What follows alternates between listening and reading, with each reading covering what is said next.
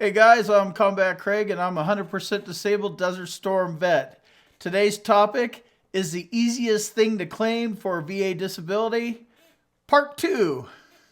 If you need help with your VA claim, you can email me at combatcraig@vaclaimsinsider.com or you can call me on the phone at 208-557-3084. Before I get started on the easiest things to claim for VA disability, part 2, I'll be putting a link to that in the video below. Presumptive conditions were brought up in my last video, so I wanted to address why I left those out on purpose. I left them out on purpose because they're not necessarily easy to win, especially when they're not even considered presumptive. The thing that just comes to mind right now, my own personal experience, is Gulf War illness, Gulf War syndrome.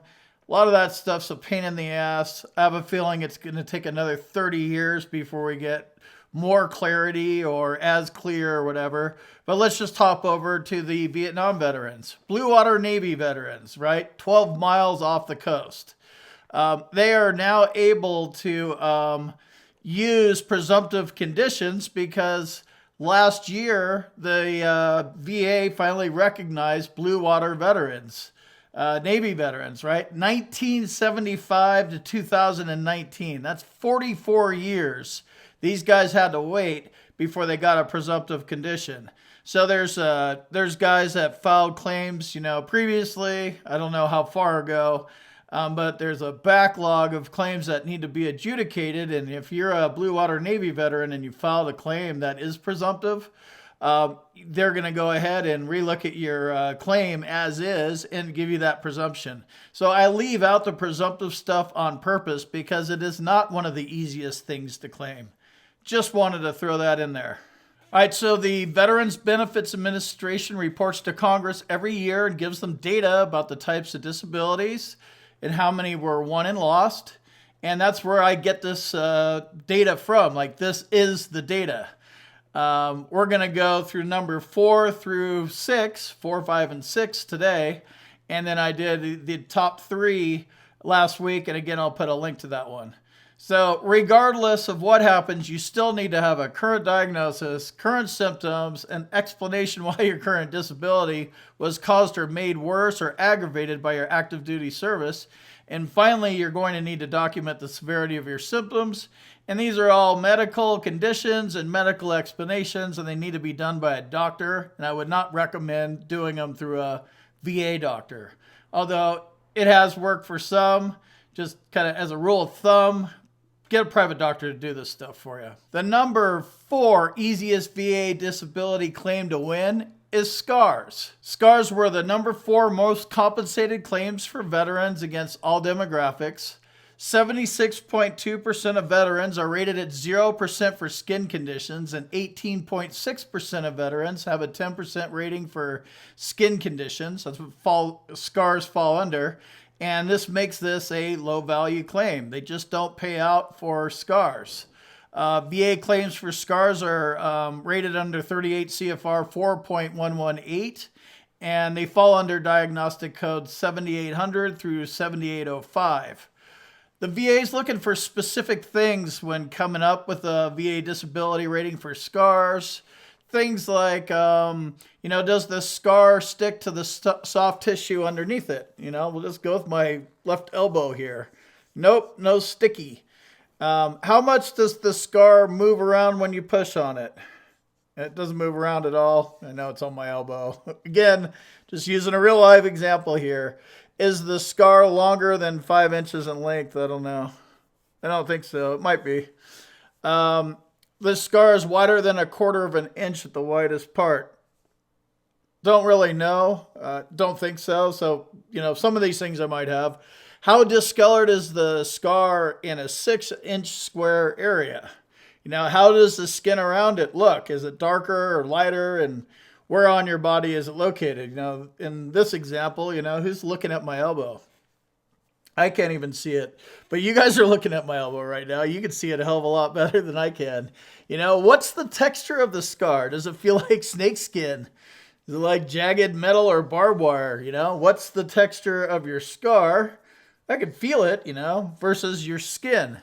So these are the types of things that they're looking for. Unless you have like really gnarly scars, you're just going to get the average rating, which is 0%. If it's a little bit, you check off some more of these boxes that I went through. Obviously, this doesn't. This is a 0%er right here, right? So it's just a low ball kind of claim. So VA disability claims for scars are one of the easiest things to claim, but they're a low value claim. 0%, 10% is very common. The number 5 easiest VA disability claim to win is limitation of flexion of the knee. Most veterans, 92% of them, are rated between 0 and 20%, which makes this another low value claim like all the rest of the musculoskeletal issues. VA claims for limitation of flexion of the knee fall under Diagnostic Code 5260.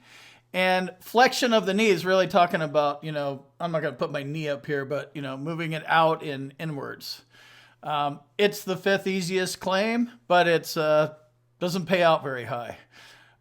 You're going to file your claim for your knee. You might do a direct service connection. I guess you could do a secondary service connection, but most people would go with a direct service connection. And you file your claim and you submit whatever medical evidence you have. And then you're going to go to a C&P exam. And the doctor should be using this thing on you. It's called a goniometer. It has little measurements. And he's literally measuring, flexion. I don't know how this, works, being a retard here. Right? So he's supposed to be putting this up against your knee and measuring your range of motion or your flexion, and then he's also supposed to be noting pain that you have. This is why we say if you're moving into the pain, you should stop. Don't be a tough guy. That shit happened when you're in the service. Now it's time for you to be the pussy that you are, like me, and complain about everything, and don't try to push through the pain. Those days are long over. That was 30 years ago. Even if you're able to move your knee through the entire range, you should be able to get a 10% VA rating for your knee if you're experiencing pain on movement. So just let the doctor know, the C&P examiner know, when you start feeling the pain. I would just stop personally, but if you can move it okay, but you do feel pain, move through the pain, just make sure you tell them that you're feeling pain. Report it. You got to report your knee pain properly so you get an accurate rating. If your knee causes you to overwork another part of your body, like your other knee, to compensate for it, let's say your knee's all jacked up, right? And it causes you to limp. I have a little limp in my left foot due to plantar fasciitis. As I'm limping on the left side, the right side is overcompensating. It's not walking normal. It's like leaning over and, taking most of the weight and stuff like that. So you want to make sure that you are properly compensated for everything that your knee is causing you. So look at the limp, if you have one, or whatever it's causing you to do, and start looking, is it affecting down into your feet, your ankles? Is it affecting your back? If it's your left knee, what's your right knee doing? What's your right foot doing? What's the right side of your back doing? You got to look at all these different things so you can get a proper rating. Also, if you get both of your knees rated, you'll get what's known as the bilateral factor, and they'll give you a little bump. So if you have a 10% low ball rating for your left knee and your right knee is overcompensating for it, and you can clearly point to that with medical evidence, you might get another 10% for your right knee. And then if you get the bilateral factor, you might get another 10%. So it could end up being 30, 40, 50% or something like that. But you got to get both knees involved. On to number 6. The number 6 easiest thing to claim for VA disability is lumbosacral or cervical strain. Neck. VA ratings for neck pain fall under Diagnostic Code 5237. And they actually have ratings between 0 and 100%. But again, 92% of veterans were rated between 0 and 20%, making this also another low-value claim like all the other musculoskeletal claims. This one's a little bit different because it does go up higher when you're dealing with neck and back. But actually proving that, you're to get a 100% VA rating for your neck or your back, your shit needs to be fused together completely. Lumbosacral or cervical strain is an injured, stretched, or torn muscle or tendon in your neck. Lumbosacral or cervical strain is medically linked to overuse and trauma. Think about it. Jumping out of whatever you're jumping out of. It affects your spine completely no matter what other people say, and it's going to affect your neck. Your neck is connected to your back. Your hip bone's connected to your thigh bone. That whole story. Everything's all connected. So if you jacked up your back, you probably jacked up your mid-back. You probably jacked up your neck. Cervical strains can be very painful. I have one. It sits right here on my traps. This side, it's actually on both sides, but where I feel the pain is over here. And, you know, a lot of times just treated with over-the-counter pain meds, especially now. The opioid crisis, virus, and just freaking out about everything. So it's normal to just get thrown Motrin or Tylenol or something like that. And that, by the way, could lead you to a GERD claim or an IBS claim. So secondary service connections. If you have a rating for your neck, always think about the meds that you're taking, what other parts of your body that it's affecting. That's how these low-value musculoskeletal claims can get increased, and you can get the compensation that you deserve. So VA ratings for neck pain fall under Diagnostic Code 5237, and they have ratings between 0% and 100%. Let's go through it. Unfavorable ankylosis of the entire spine. Your spine is frozen together. That's 100%. 50% VA disability rating for your neck. Unfavorable ankylosis of the entire thoracolumbar spine. So 100% is the entire spine, right? Cervical, thoracic, and lumbar. When you're at the 50% rating, you're talking about the thoracolumbar spine, which is the lumbar and the thoracic. 40% VA rating for neck pain. Unfavorable ankylosis of the entire cervical spine or forward flexion of the thoracolumbar spine, 30 degrees or less, or favorable ankylosis of the entire thoracolumbar spine.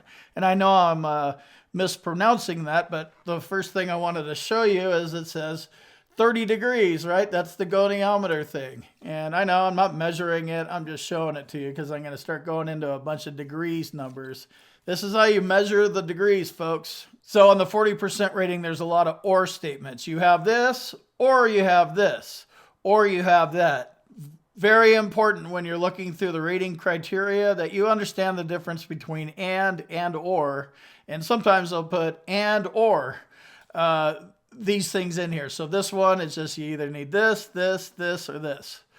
I'm not going to read through 30%, 20%, and 10%, but I will put it up on here on the screen. It's a bunch of degrees, numbers, and I will encourage you to go take a look at VA ratings for the neck or VA ratings for the spine. And, you know, get the goniometer out, see where these, see what these degrees look like, and see where you're supposed to be fitting in. My explaining this stuff to you is all about talking about getting the compensation you deserve. Be sure to check out this other video here about the top 3 easiest things to claim for VA disability, where I talk about number 1, 2, and 3, which is tinnitus, more musculoskeletal conditions, and mental health VA claims.